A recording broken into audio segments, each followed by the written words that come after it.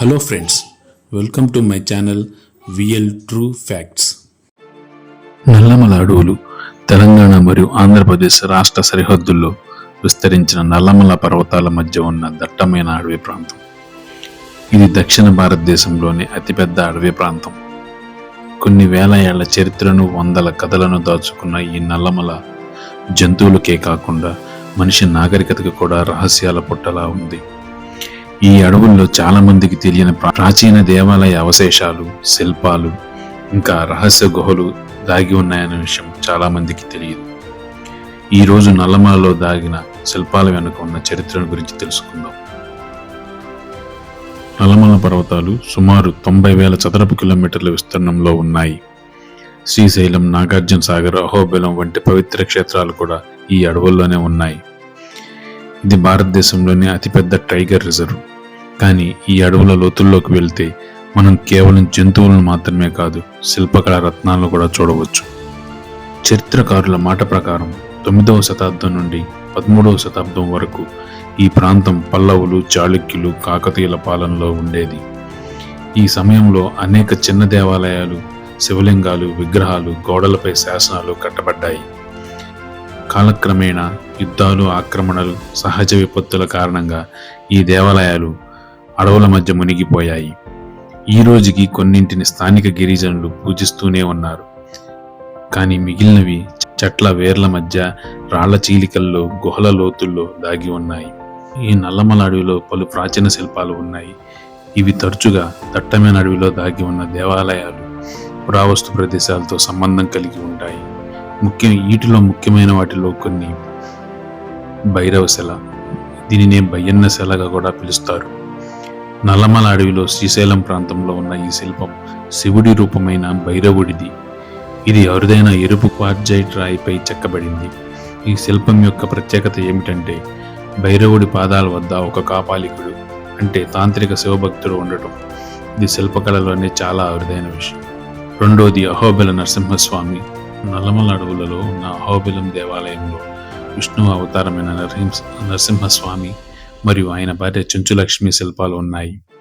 ఈ ప్రదేశం దాని సున్నితమైన చక్రాలు, నరసింహుడికి అంకితం చేయబడిన. కానీ ఆలయం చుట్టుపక్కల ఉన్న గుహల్లో ఇప్పటికీ చిన్న చిన్న దేవాలయ అవశేషాలు, శిల్పాలు కనిపిస్తాయి. ఈ విగ్రహాలను ఒకప్పుడు మునులు చెక్కారని అక్కడ స్థానికులు చెబుతారు. అదేవిధంగా శ్రీశైలం, ఇది 12 జ్యోతిర్లింగాల్లో ఒకటి. ఈ ఆలయానికి చుట్టుపక్కల కూడా గుహల్లో రాతి శిల్పాలు కనిపిస్తాయి. అంటే ఈ అడవులు శతాబ్దాల క్రితం ఆధ్యాత్మిక కేంద్రాలుగా ఉండి ఉండవచ్చని చరిత్రకారులు భావిస్తున్నారు. మూడవది సలేశ్వరం లింగమయ్య స్వామి ఆలయం.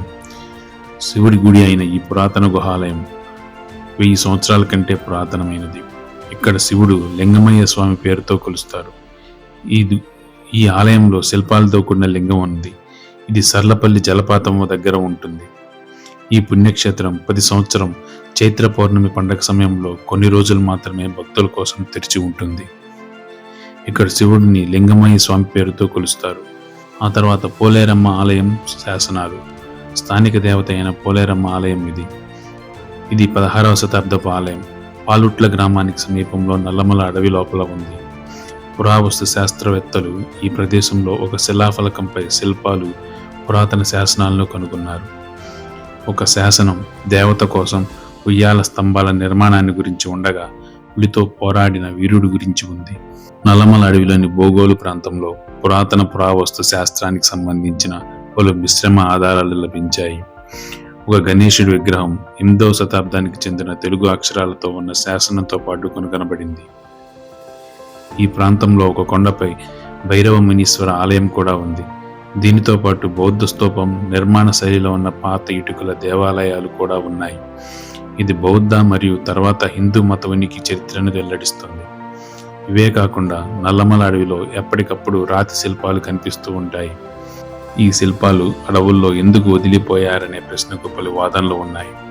ఒక వాదన ప్రకారం మధ్యయుగంలో దాడులు, యుద్ధాలు జరిగేటప్పుడు ఆలయాలను రక్షించడానికి రహస్యంగా అడవుల్లో దాచారని చెప్తారు.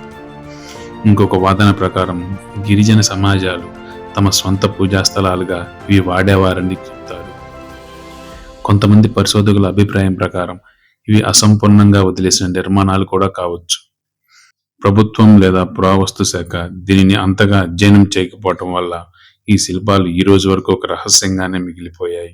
నల్లమల అడవుల్లో దాగి ఉన్న ఈ శిల్పాలు మన చరిత్రలో మర్చిపోయిన ఒక అధ్యాయమా, లేక బయటపడిన గొప్ప నాగరికత రహస్యమా? ఎవరు కట్టారు, ఎందుకు కట్టారు?